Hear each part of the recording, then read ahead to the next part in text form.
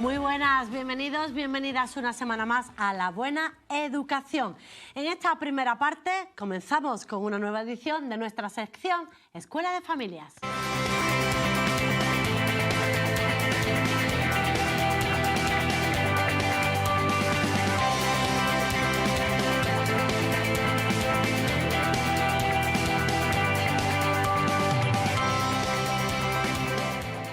En esta ocasión nos acompaña en plató Desiré Costas. Muy buenas, bienvenida, ¿qué tal? Muy buena, pues muy bien, otra vez aquí encantada de poder compartir un rato contigo. Bueno, Desi, te voy a llamar Desi. Sí, por supuesto, Desiré nada, Desi. Bueno, Desi, eres psicóloga, trabajas en la Liga Gaditana de la Educación y has venido para esta sección, maravillosa sección de Escuela de Familia, para hablarnos de ¿qué? Pues yo creo que vamos a hablar de un tema muy importante y además Así que está es. a la orden del día, que es sobre psicoafectividad y sexualidad infantil, en este caso, enfocado a los padres y madres pues que tienen un poco de desconocimiento sobre cómo Un tratar poco a sus mucho, niños. ¿no, Un Desi? poco bastante, sí. Cuéntanos, porque claro, la psicoafectividad y la sexualidad entre jóvenes, ¿por qué es tan importante? Cuéntanos por qué vamos a hablar hoy de este tema en Escuela de Familias.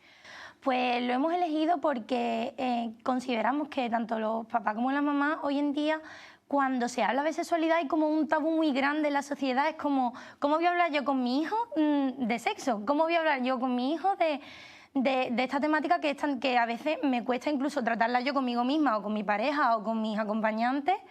¿Cómo voy a tratar yo esto con mi hijo? Y el problema está en que la sociedad ha desligado mucho la sexualidad de la emocionalidad, el afecto. Todo este tema no se puede desligar una cosa de la otra. Es un acto biológico porque es un acto biológico, pero también es un acto emocional y es lo que queremos transmitirle a estos padres y a estas madres. Claro, vamos a tratar un tema que vamos a ver en pantalla. Vamos a hacer como una especie de compendio de varias cosas. Enseguida verán en pantalla pues cómo padres y madres, aquí estamos viendo, ¿no? Psicoafectividad y sexualidad. Esto es lo que vamos a tratar hoy. Exacto, esos son los contenidos del programa de hoy. Muy bien. Cuéntanos, pues vamos a tratar la responsabilidad afectiva, el desarrollo sexual, la actitud de los padres, la visualización de contenido pornográfico y la importancia de la educación sexual, ¿no?, en casa. ¿Qué te parece si vemos un vídeo? Buenas, ¿qué tal? ¿Cómo estáis? Oye, antes que nada quería agradeceros el haber contado conmigo para participar en este podcast. Me hace mucha ilusión, sobre todo porque vamos a hablar de un tema que no está demasiado metido, ¿no? Que no lo tenemos lo suficientemente presente como deberíamos por la importancia que tiene, y es la responsabilidad afectiva. Pero, ¿qué es este concepto del que os hablo, no? Os estáis preguntando.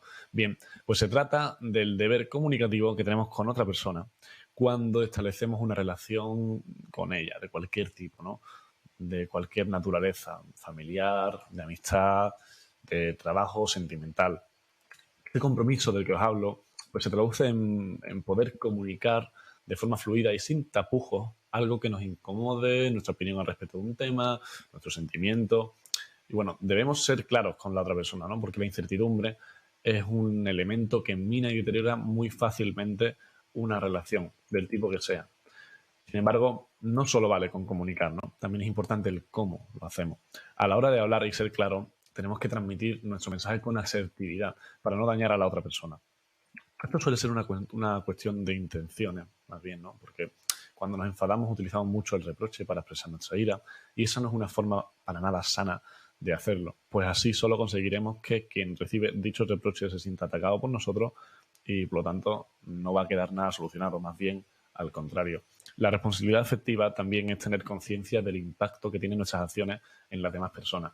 Pues, y mucho cuidado con esto, porque es necesario entender que si somos importantes para alguien, nuestras palabras o acciones van a afectar de alguna forma a esa persona y a menudo mucho más de lo que nos podemos imaginar, por lo que debemos ser, repito, cuidadosos y sinceros con lo que decimos y hacemos.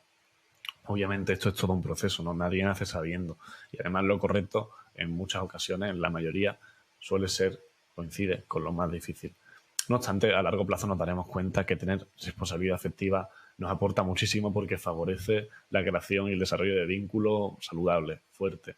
Nos ayuda a aprender y naturalizar la comunicación asertiva, que es muy importante, a tener sentido de la justicia y también nos hace más empáticos. En realidad, si nos fijamos, va todo un poco de la mano, ¿no? Nos queda un círculo cerrado. Por eso es tan importante tener responsabilidad afectiva y que, en definitiva, nos hace ser mejores personas. Con que, bueno, espero que os haya quedado claro, os haya ayudado un poquito para entender lo que es la responsabilidad afectiva y nos vemos en otra. Hasta luego. Un saludito muy grande. Bueno, hablemos de responsabilidad afectiva. ¿Qué es la responsabilidad afectiva? La responsabilidad afectiva, como ha estado comentando mi compañero Antonio Manday, que es el chico que ha salido en el vídeo, periodista. A quien le mandamos un saludo, Antonio, nos ha encantado tu propuesta, nos ha encantado tu explicación, muy buena. La responsabilidad afectiva yo creo que es un concepto que va completamente ligado a la sexualidad. Es cuando tú te sientes bien cuando estás realizando un acto sexual y cuando consigues encontrar el ideal de comunicación tanto contigo mismo como con tu compañero, que es lo que te va a permitir que tú durante un acto sexual, tanto propio como con otras personas, te sea placentero, porque estás, digamos, poniendo por delante tus necesidades. Estás teniendo responsabilidad tanto contigo como con los demás. Y también es un término muy importante porque tenemos que tener responsabilidad afectiva con las otras personas para hacerles sentir bien nosotros a ellos durante ese acto. Claro, eso es importante. No solo uno mismo, sino tener empatía, ¿no? Digamos que sería tener empatía. Después de entender este concepto, me gustaría que habláramos la importancia que tiene la forma en que madres y padres tratan el tema de la educación sexual. ¿Cómo influye este aspecto a la hora de desarrollarse en los jóvenes? Pues es un aspecto súper importante. Nosotros tenemos que tener en cuenta que los niños cuando son pequeños, de quien beben y comen son de sus padres. Lo normal es que sea de sus padres. Entonces, todo tema que tus padres traten de una manera, digamos, negativa para ti, que le pongan un tabú, va a ser para ti algo que tú de mayor no vas a saber gestionar. Si cuando tú quieres hablar de sexualidad o haces una pregunta a tus padres sobre sexualidad, sobre medios de protección, o incluso cuando somos más pequeños, que ahora lo comentaremos más adelante, tus padres te enseñan que es algo malo, tú creces pensando que es algo malo, que es lo que queremos conseguir, que se sepa que no es malo que traten el tema de la sexualidad. De hecho, son los principales pilares para dar una educación sexual sana a sus hijos. Al final son los que más van a querer algo bueno para ellos. Claro, es que lo que todo esto denota es que tenemos un enorme desconocimiento a la hora de hablar del desarrollo sexual de niños y niñas, ¿no? ¿Cómo se desarrolla la sexualidad en función de la edad? Pues lo primero es súper importante saber que cuando los pequeños son más pequeños, comienza, yo diría la palabra curiosidad es la que define a estas etapas. Los niños comienzan a tocarse, comienzan a explorar sus partes íntimas, comienzan a querer jugar con otros niños, porque para ellos es un juego, para ellos es algo curioso. Estamos viendo, ¿no?, en imágenes. Exacto, como pone que exploran las partes de su cuerpo y comienzan a desarrollar incluso sentimientos acerca del tacto, porque ellos sienten placer, ellos se sienten a gusto con esas sensaciones. También es cuando comienzan a establecer su género, si son niños, si son niñas, si se sienten cómodos en él o no. Aunque parezca que es algo que ellos no son conscientes, realmente ahí comienzan a ser conscientes. También ven que hay diferencias corporales, ven que una niña tiene una parte íntima diferente al niño, ve que se llama de una forma diferente. Que hay una especie de curiosidad, ¿no? Exacto. Esa diferencia. Exacto. Esa diferencia, y no solo con el sexo, sino también incluso con sus padres. Ven cómo ellos están desarrollados de otra forma, porque el cuerpo va cambiando a lo largo del tiempo. Y es súper importante que en este caso, tanto los papás como las mamás, dejen a esos niños explorar su sexualidad desde pequeños. Es importante que ellos lo que tienen que hacer, digamos, es explicarle la importancia de la intimidad, que son actos que tú vas a realizar cuando ellos estén, por ejemplo, en sus habitaciones. Y también es súper importante que ellos sepan que no pueden permitirle a otras personas, tanto a adultas e incluso a otros niños, sin su consentimiento, el ser tocados. Ya con el tiempo los niños van creciendo, como sale ahí en pantalla. Se vuelven más reservados con su privacidad, incluso desean tenerla. No es como cuando son más chicos que, como no ven que sea algo íntimo, pues les da igual hacerlo en un sitio que en otro. Sí, y esa cosa de mamá no entre, papá no entre, ¿no? Exacto, esa parte cuando comienzan a masturbarse, que además es algo súper natural y que al principio los padres como que ponen el grito en el cielo, en plan, está mi hijo en el cuarto, a saber qué está haciendo, pues está haciendo algo natural de la edad, que es la masturbación, y también comienzan a tener sus primeras relaciones sexuales. Es muy normal que un niño con 14, 15 años, si tiene una pareja estable o incluso con un amigo o una amiga, mantenga relaciones sexuales, sexo oral, como comentaba antes, la masturbación. Lo importante es que aquí es cuando los papás y la mamá tienen que entrar a hablar de la importancia de que estén protegidos, de proteger su sexualidad con métodos anticonceptivos, también que conozcan su cuerpo, qué es lo que les gusta, qué es lo que no les gusta y aprendan a establecer límites, porque tienen que saber que va a haber cosas a lo mejor que a ellos pues no les guste que otras personas le hagan y tienen que aprender a decir no, esto a mí no me gusta, esto no me hace sentir bien, esto no me hace sentir a gusto, o qué cosas sí les gusta y aprender a comunicarse. Por eso es importante decir que las madres y los padres tengan conocimiento suficiente, tengan esa libertad para hablar de sexualidad con sus hijos y con sus hijas, para que niños y niñas tengan una sexualidad pues lo más sana posible. ¿Te parece que recordemos los principales hitos en la sexualidad de los más pequeños y después los adolescentes y lo veamos en pantalla? ¿Los recordamos antes de pasar a otro tema? Venga, perfecto. Bueno, pues la sexualidad en los más pequeños, vamos a ver en pantalla esa diapositiva en la que vemos cómo, los más pequeñitos, cuéntanos, Desiree. Los más pequeños comienzan a explorar sus partes del cuerpo, desarrollan esos sentimientos sobre el tacto consigo mismo, ese sentimiento de placer, se establece el género o comienzan a establecer el género, a sentirse niño o niña, empiezan a mostrar ese interés y a hacer preguntas sobre sexualidad a sus padres. Típica pregunta, ¿de dónde vienen los niños? Está en una pregunta relacionada con sexualidad, está claro, aunque ellos no lo sepan. ¿Qué hacéis para tener niños? Exacto. Muestran más interés en los roles de estereotipos masculinos o femeninos, también un poco influenciados por la sociedad, que es la que va marcando un poco esa directriz de, por suerte o por desgracia, de me gusta este color, o me gusta este deporte, o me gusta este tipo de juego, o no me gusta este tipo de juego. Se van haciendo mayores, ¿y qué pasa? Exacto. Se van haciendo mayores y una vez que se hacen mayores, como aparece en pantalla, pues comienza ese deseo de privacidad, comienza esa exploración con otros niños y con otras niñas. Es una época donde aparecen las primeras fantasías sexuales, el uso de un lenguaje más sexualizado.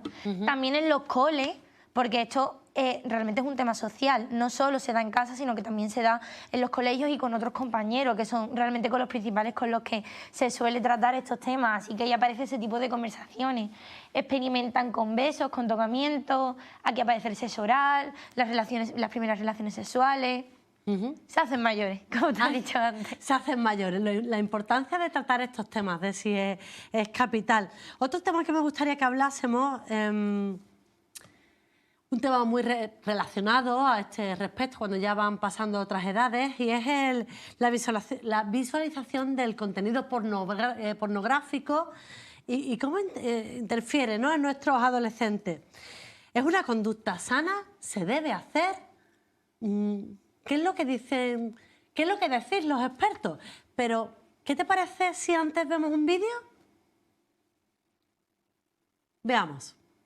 Bueno, muchísimas gracias por invitarme y por querer que hable de este tema que me parece tan importante y tan necesario. La pornografía, como muchos ya sabréis, es cualquier contenido erótico dirigido a adultos y con la intencionalidad de provocar la excitación sexual en la persona. De hecho, lo primero que vemos cuando tratamos de acceder a cualquier página pornográfica es una gran advertencia que nos indica que tenemos que ser mayores de 18 años para poder acceder. Esto me gustaría enlazarlo con el tema del que venimos a hablar, que es el acceso por parte de menores a pornografía y cómo esto afecta a todo lo que saben y lo que aprenden de la sexualidad. Bueno, esto es un tema muy alarmante y no mentiría si dijese que la pornografía supone un poco el talón de Aquiles de los sexólogos y las sexólogas, porque nosotros tratamos de educar en una serie de valores, ¿no? Como pueden ser el consentimiento, el respeto a los distintos tipos de cuerpos, las relaciones sexuales sanas, las distintas orientaciones de identidades de género. Y el porno lo que hace básicamente es ir retrasando un poquito todo este camino y haciendo que pues, los adolescentes tengan una visión de un único tipo de sexualidad, ¿no? No hay que olvidar además que la pornografía está hecha por y para hombres. De hecho, es frecuente que veamos escenas donde hay una dominación del hombre sobre la mujer, incluso escenas de penetraciones rápidas sin una parte de cariño y afecto previo, e incluso recreaciones de violaciones. Cierto es que están pactadas por actores y actrices porno, pero no deja de ser alarmante, ¿no? Y de hecho me gustaría aquí traer una noticia que a mí me parece bastante alarmante, y es que el vídeo porno más visto actualmente en la red, que acumula más de 225 millones de visitas, es una recreación de una violación brutal en grupo a una chica. O sea, estamos hablando de que nuestros y nuestras adolescentes tienen acceso a este tipo de contenido con un par de clics. Al final también hay que entender que estos chicos y estas chicas entran en la adolescencia con muchas dudas sobre la sexualidad, con muchas dudas sobre el amor, sobre cómo ser una buena pareja sexual, cómo hacer disfrutar al otro, y nadie parece responderle a estas dudas. Entonces acuden a lo que tienen más cerca. ¿Y qué es lo que tienen más cerca? Pues el porno, ¿no? Entonces acaban aprendiendo que si yo no hago todo lo que sale en estos vídeos, si no cumplo con estos cánones, yo no voy a ser una pareja sexual válida. Ahora bien, si tú me preguntas por qué se produce este problema y cómo se podría solucionar, yo te respondo muy claramente. Este problema surge porque en España el sexo sigue siendo un tema tabú y se solucionaría con una buena educación sexual.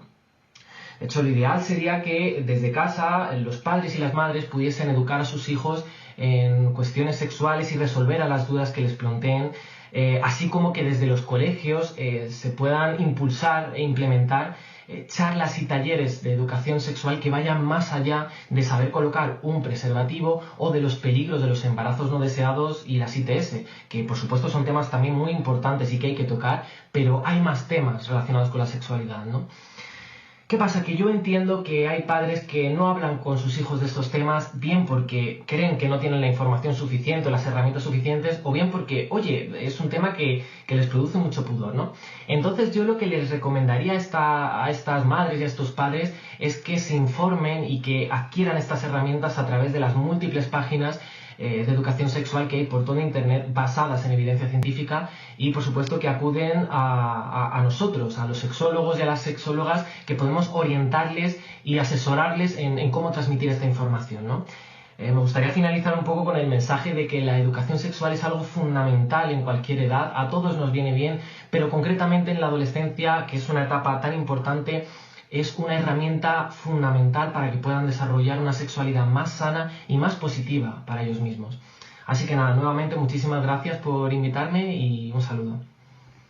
Pues gracias a ti, Antonio Cabezas, que es psicólogo especializado en sexología, sexólogo. ¿De sí qué? ¿Qué de qué? Un tema bastante importante, del que se habla poco. Un tema que, bueno, que no se trata, Desi, y que desgraciadamente hace más mal que bien a nuestros adolescentes. ¿Por qué? Yo considero, y lo que dicen los expertos, la literatura científica hoy en día, es que la problemática de la pornografía no está en que tu hijo lo utilice como un medio para masturbarse, está en que tu hijo utiliza, o tu hija por supuesto, utiliza un medio para masturbarse que es irreal. O sea, lo que aparece de manera general en la pornografía es completamente irreal. Aparecen cuerpos irreales porque la mayoría de las personas no tienen, a lo mejor, en sus partes íntimas las dimensiones, como por ejemplo si aparecen unos pechos muy grandes y tu hija ha desarrollado unos pechos más pequeños o unos pechos más separados o unos pechos más caídos, porque es lo normal. Si tu hija ve y se compara con pechos de personas que están hechas para la pornografía, están hechas para aparecer en pantalla y aparecer de una manera erotizada. Claro. Van a compararse con un ideal que no existe, al igual que los chicos. Y también las prácticas sexuales, aparecen prácticas sexuales que son completamente irreales y que en muchas ocasiones incitan a la violencia. Por ejemplo, que esté permitido el porno donde existen violaciones, lo único que hace es incitar a que esos jóvenes adquieran conductas que pueden considerar en el futuro que son correctas porque lo han visto en la pornografía que han utilizado normalmente para sus prácticas sexuales íntimas. Y a lo mejor un día conocen a una chica o un chico y van a tener una relación sexual y a ellos les gusta, les atrae. Una de sus fantasías es que esa persona no dé su consentimiento a la hora de mantener una relación sexual. Y ahí hay un problemón. ¿Hasta qué punto es que esa persona tiene un problema o también que se ha visto influido por el contexto social, se ha visto influido por esa visualización de pornografía insana? De ahí la importancia de la educación sexual. ¿Por qué es tan importante? La importancia, especialmente no solo de la educación sexual, sino de la educación sexual de padres a hijos, claro. Está por la influencia, como he comentado anteriormente, que ejercen estos padres sobre estos niños. Si a ti desde que tú eres pequeño te normalizan este tema, te permiten que tú hables con naturalidad de este tema con tu familia, con tus compañeros de clase, en el colegio, todas estas inquietudes te van a ser solventadas desde mucho más pequeño. Esto quiere decir que cuando tú de más mayor vayas, por ejemplo, a visualizar un tipo de pornografía, tú vas a saber ya de antemano que eso es irreal, porque tú has tenido una figura adulta que te ha enseñado que no tienes que tomar esos ejemplos como algo llevado a tu propia práctica. También el poder dotar a tus hijos de esa autonomía y de esa seguridad, de esa autoestima que a ellos les permita marcar esos límites de lo que hemos estado hablando antes, que es muy importante que ellos tengan esa capacidad de reconocer qué me gusta, qué no me gusta, que ellos tengan una buena base para poder protegerse y poder defenderse ante cosas que, por ejemplo, no quieran hacer. Claro. Le estamos dotando de herramientas. Claro, básicamente. Por eso es tan importante, repetimos, ¿no?, que hablemos de este tema. Es tan importante que la pornografía se vea como algo que no es real, porque si no pasan y pueden ocurrir los problemas que tú antes has comentado. ¿Qué se puede hacer al respecto? ¿Con respecto a la pornografía o con respecto a la educación sexual? Con respecto a la pornografía. A día de hoy es muy complejo hacer algo al respecto a un nivel más grande, más social, puesto que es algo que está ahora mismo en sociedad muy demandado, muy poco controlado, es muy complejo controlarlo, pero sí que lo que podemos hacer es que tanto en los colegios como los propios niños entre sus iguales y la familia le enseñen esos valores, le enseñen esas herramientas para poder protegerse y que lo puedan utilizar desde el punto de vista más saludable, sabiendo que va a haber mucho contenido que aparezca que no es realista. Desiree, ¿tú cómo ves a tu alrededor, ¿no?, con tus amigos, con tus amigas, incluso cuando tratas a chicos y a chicas o los ves, cómo ves este tema en ellos? ¿Estamos avanzando algo? Yo la mayor diferencia que veo, y creo que es un tema peliagudo, pero creo que es importante mencionarlo, yo continúo viendo mucha diferencia de género entre chicos y chicas. Yo veo que hay una normalización muy grande en que los chicos se masturben y vean pornografía, pero las chicas sigue siendo algo que les cuesta cuando está claro, y por muchísimas encuestas que se han realizado a mujeres, se sabe que las mujeres se masturban, se sabe que las adolescentes se masturban, que las adolescentes también ven pornografía, porque evidentemente están en el mismo derecho que los hombres, pero es algo que la sociedad todavía no ha conseguido avanzar del todo. Ellas tienen ese tabú, ese miedo a decir yo me masturbo, o yo me compro juguetes sexuales, o yo tengo interés en mi sexualidad, porque no está bien visto todavía del todo. Y creo que es algo que con el tiempo debería de irse reeducando, porque es muy importante que haya una igualdad entre hombres y mujeres con el tema de la sexualidad. Y madres y padres, la comunicación con sus hijos, con sus hijas, con respecto a la sexualidad, ¿no?, este tema que estamos tratando, este tema que también nos estás contando. ¿Ves que se ha avanzado, que hay una mayor preocupación por madres y padres con respecto a la sexualidad de sus hijos e hijas? Sí, yo considero que sí. Considero que queda mucho camino por recorrer, pero eso es como con todo.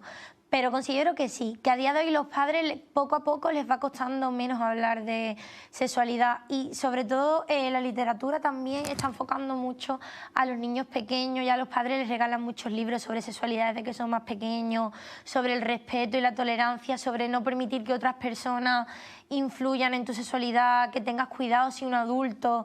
Hay muchísimos libros que además a mí me encantan. Yo, si algún día soy madre, le voy a regalar a mis hijos libros para que ellos sepan que no pueden permitir que otros adultos influyan en su sexualidad, les toquen o les manipulen de una determinada manera. Creo que es un tema que está a la orden del día porque los padres tienen mucho miedo de que sus hijos sufran algún tipo de abuso por parte de otros adultos. Y considero también que la generación está cambiando y que cada vez es un tema menos tabú, que poquito a poco lo vamos consiguiendo.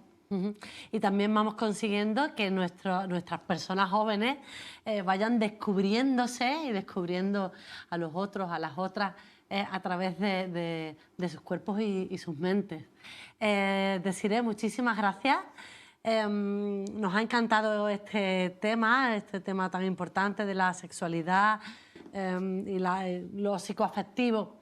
No sé si te queda algo por decir. Yo creo que lo has simplificado muy bien. Pues simplemente, bueno, daros las gracias otra vez por haber vuelto a contar conmigo y simplemente pues animar a esos padres y madres que vean este programa a que si ellos quieren formar parte de la sexualidad de sus hijos, están todo el derecho de hacerlo, que no pasa nada porque se hable de sexualidad, que es un tema muy importante, que es muy necesario que lo traten y que siempre van a poder contar con la ayuda de expertos. Hay muchísima literatura, hay muchísimas personas, muchísimos programas en entidades sociales que van a permitirles de una manera gratuita también que puedan acceder a ese desconocimiento que a lo mejor tienen y poder suplir ese desconocimiento con buen conocimiento para transmitírselo a sus hijos y poder hacer de la sexualidad un tema diario y un tema sano en la familia. Desiree Costa, de la Liga Gaditana de la Educación, para esta sección maravillosa Escuela de Familias. Muchísimas gracias, ha sido un verdadero placer. Nosotros volvemos en unos minutos, un corte publicitario, pero no se me vayan porque tenemos temas muy interesantes a la vuelta.